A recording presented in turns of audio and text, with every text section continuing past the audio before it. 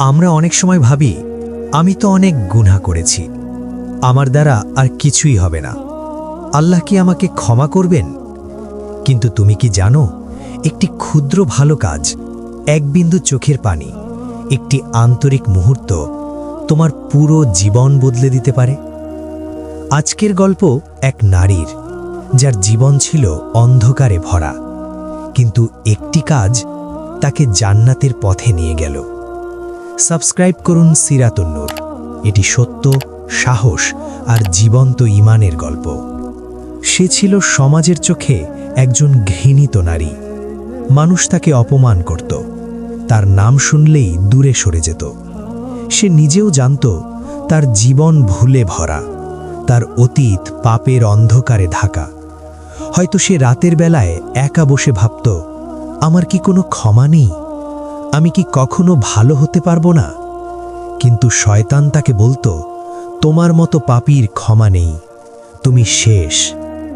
একদিন প্রচণ্ড গরমের দুপুর, সূর্য মাথার উপর আগুনের মতো জ্বলছে, চারপাশে নিস্তব্ধতা। সে একা হাঁটছিল একটি নির্জন পথে।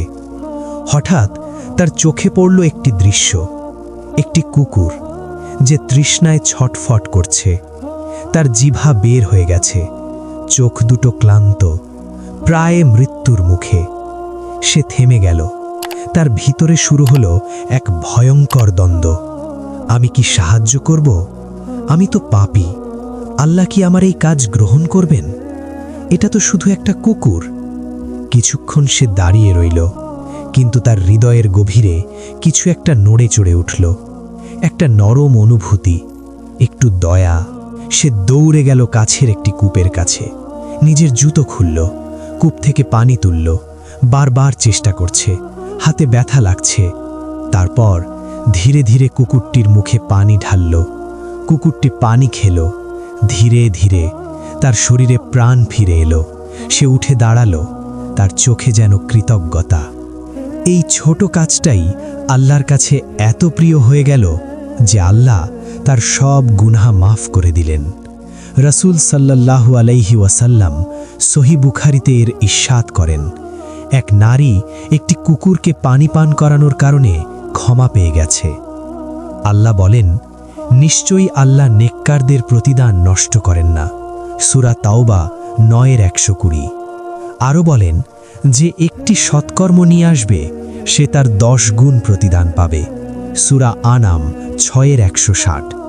অর্থাৎ একটি ছোট কাজও আল্লাহর কাছে অনেক বড় হয়ে যেতে পারে। আজ আমরা কি করি?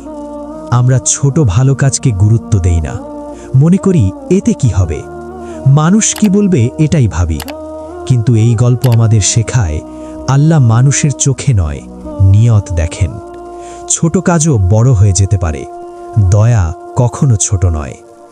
আজ তুমি কাউকে পানি দিতে পারো, ক্ষুধার্তকে খাবার দিতে পারো, একটি প্রাণীকে সাহায্য করতে পারো, কারো কষ্ট কমাতে পারো। তুমি জানো না কোন কাজটি তোমার জান্নাতের দরজা খুলে দেবে।